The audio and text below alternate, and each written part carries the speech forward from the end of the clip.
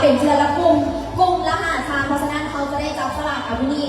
เพราะฉะนั้นบอมีชามใดที่จะรู้ว่าทานจะได้ดูทุกที่ไหนกลุ่มลองมาที่กลุ่มไหนเพราะว่ากลุ่มหนึ่งเขาจะได้อยู่5 คนแม่ไผ่จะได้อยู่กลุ่มที่1แม่ไผ่จะได้อยู่กลุ่มที่2แม่แล้วเพราะว่าจะจับสลากเดี๋ยวจะหน่อยเดี๋ยวเขาโชว์เองโอเคแม่ลืมไปแม่โอเคเพื่อนกำลังแม่บ้านกำลังเจ้าเพราะฉะนั้นทีมผู้หญิงเขาเกี่ยงหัวไว้ให้ดีเนาะเพราะว่าแล้วก็สุดท้ายแล้วแม่แล้วผู้หญิงจะรีบก่อน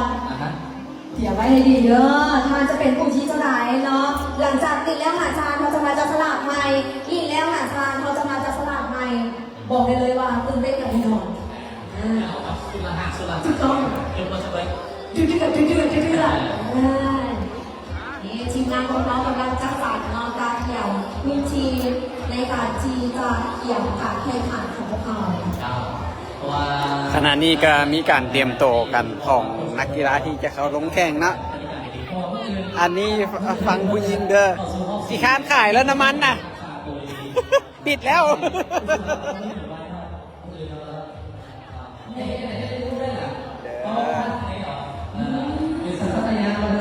สัญชาตญาณน้องเขาต้องเวลาเขาเตะให้ดีแต่ละคนก็มีการยืดเยียดก่อนที่จะทำการแข่งขันอย่างเป็นทางการเนาะอันนี้ก็มีทางหน่วยกู้ภัยทีมแพทย์ฉุกเฉินจาก1623ก็ได้มาสแตนบายเพื่อที่จะมาช่วยในกรณีที่มีนักกีฬาบาดเจ็บนะพร้อมเต็มที่เอาเวลาตอนนี้โบสัสซัสเวลาขอเชิญผู้พาไปพบกับทีมเซริงทีมซ่าต่อไปจะเป็นการแสดงเชียร์ลีดเดอร์จากทีมซาดลาวเนาะซึ่งเป็นทีมที่ได้ไปแข่งขันอยู่ที่ต่างประเทศแล้วก็ญาติได้รางวัลชนะเลิศอันดับที่3มานะเบิ่งว่าพวกคนที่ทำการแสดงสู้ๆนะตอนนี้เป็นใครที่อยากเป็นทีมเต้นเสียลาวเนาะบอกได้เลยว่าทีมเต้นของวันนี้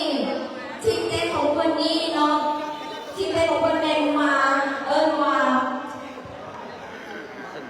แบบหลายเลยเราแบบเคยมาจากเวทีต่างแดนเวทีต่างประเทศเพิ่นได้มาแต่หลายบอลแล้วเป็นตัวรางวัลมาหลายบอลแล้วต่อไปน้องเอาของกาวเรียนเชิญสปอนเซอร์และผู้สนับสนุนมาทางด้านในของสนามเพื่อรับชมการเต้นเชียร์ลีดเดอร์กันเนาะของเรียนเชิญ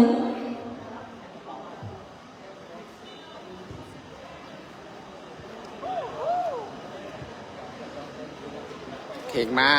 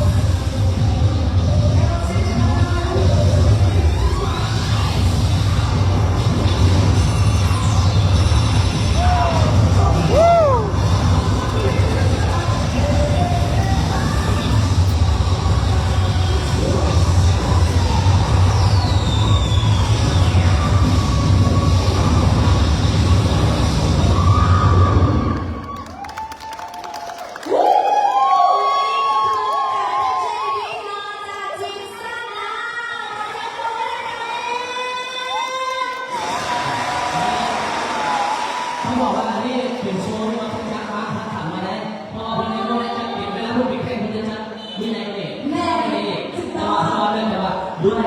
เวลามาเอื้อหน่อยเนาะด้วยอีกอย่างบอกว่าเรื่องเกมเราไม่ได้จัดให้อย่างดีนะครับเนี่ยผมบอกว่าเอาแบบนั่นเลยก็ว่าเอาโอเคนักสนับเอาสู้นักแข่งผู้เข้าแข่งขัน เจ้าตอนนี้สั่งแล้วเนาะผมไม่ได้ถูกสั่งแต่เราสั่งคนมา วันนี้ก็วันนี้เลย ไฟนี้เราจะตัวให้ดีค่ะมาทำอีกจะเป็นไว้ จะเป็นการจับสลากเพื่อเป็นการแข่งขันระหว่างทีมผู้หญิงฝ่ายหญิงก่อนเนาะจะมีการแข่งขันกันทีละ5 คนเนาะทีละ5 คนสำหรับรอบคัดเลือก และ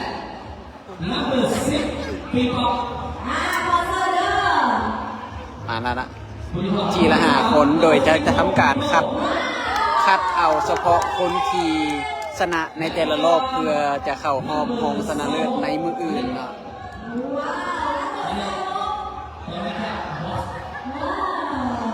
ลูกสาวข่อยมาแล้วเด้อลูกสาวบิ๊กโบลูกสาวบิ๊กโบเด้อ นับเบอร์17จะบอกเสร็จเลยจะไปแล้วค่ะประจำทีม พอมาสกุลสภาพ ครบ5 ฐานแล้วเนาะครบ5 ฐานแล้ว เอาเสียงเพลงได้เลยอะไรแบบเกิดเลยโอ้ใช่ไลฟ์สดเลยว่ะป๋าโอ้สปอนเซอร์ลักนี่นะเซิร์นสปอนเซอร์ลักได้ดีเด้อ อย่าลืมว่าที่เราเขาหลังเส้นขาวหลังเส้นขาว ขอเช็คชื่อกันเช็คชื่อกันแบบนี้ขอให้สุดเลยเลยเด้อ โอเคเลยอิงอองขอล่าปีโป้วันนี้แสดงว่ายังวันที่ซื้อแล้วเนาะโอเคเดี๋ยวเราทำซื้อเอาไปโอเคเข้าดีแล้วโอเคประจำที่ของตัวเองเนาะโดยเดี๋ยวคณะกรรมการของเขาค่ะทางสายไปจุดไปเลยอีกหนึ่งท่านโอเคครบเอาสักครับได้ใจความน้ำอมกระเป๋าสักได้ใจความเราในการว่าเตรียมที่กันแล้วทุกท่าให้ท่านปรับขึ้นกันสุดมูฟเลยประมาณของเสียงประมาณจะเวลาให้ได้มีเป่าทรายอยู่ในไหนล่ะโดยในฮอบทมิตนี่จะเป็นกับผู้เข้าแข่งขันจะต้องแบกหรือเป้หรืออุ้มเอียงก็ได้เนาะธงซ้ายที่อยู่ต่อหน้าตัวเองหันเนาะมาฮอดตีนรถมาฮอดตีนรถตัวนี้เนาะมาฮอดตีนรถตัวนี้แล้วจะถึงวางถงแล้วให้เอาเสือกมัดตีนรถแล้วลากตีนรถให้ไปฮอดพุ่นนะแล้วก็ลากกลับคืนมาแล้วจะเฮ็ดทาเบอร์พี่ในการข้ามท้าวบ่าหันเนาะข้ามเบอร์พี่ข้ามเรียบร้อยแล้ว20 บาทเนาะแล้วจังแมนเฮ็ดทาลังโดยการอุ้มกระบอกซ้ายตัวเองเนาะเพื่อจะเข้าฮอดเส้นใสนั่นเองเนาะคู่ทมิตรเนาะ5 คนทมิตรกำลังจะเริ่มแล้วกำลังจะเริ่มทำใจเด้อไม่ได้สิ้นเลย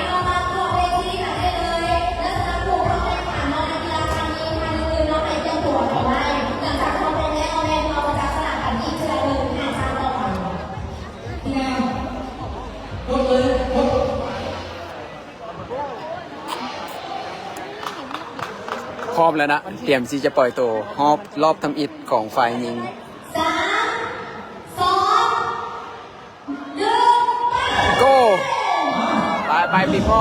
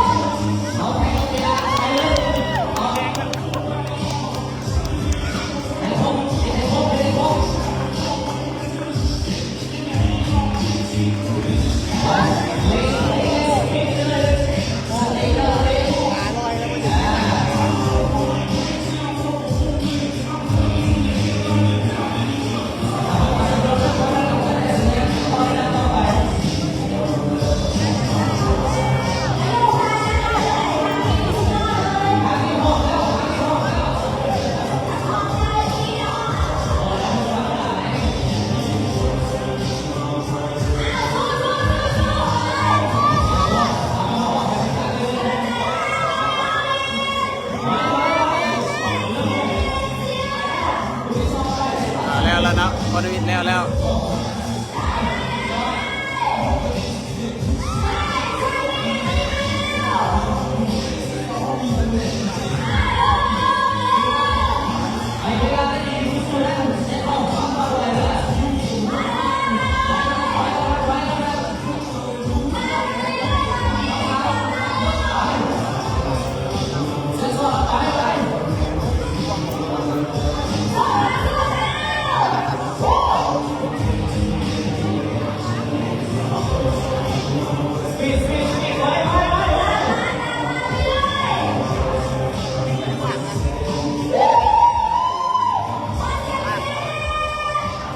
ท่าที่สอง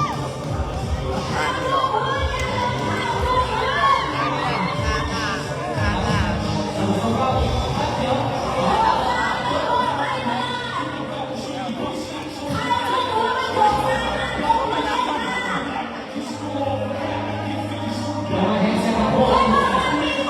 เบ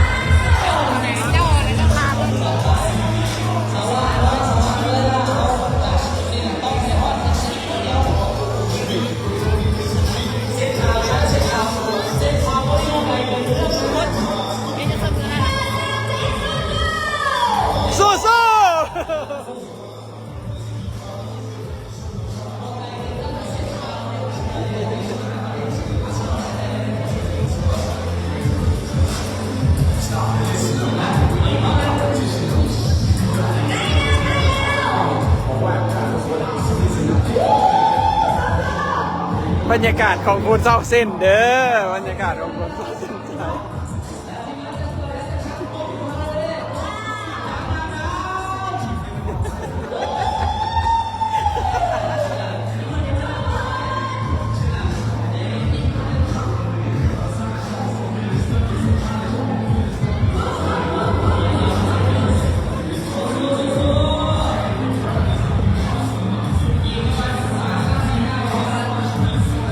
อีก3-4 ก้าวก็สิฮอดแล้วเด้อมา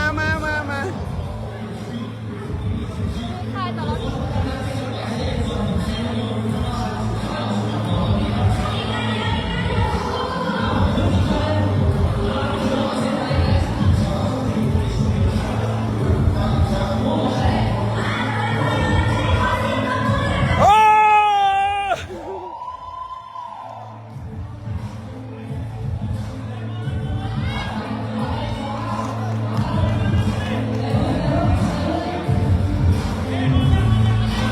อย่าลืมถ่ายให้เด้อ วางว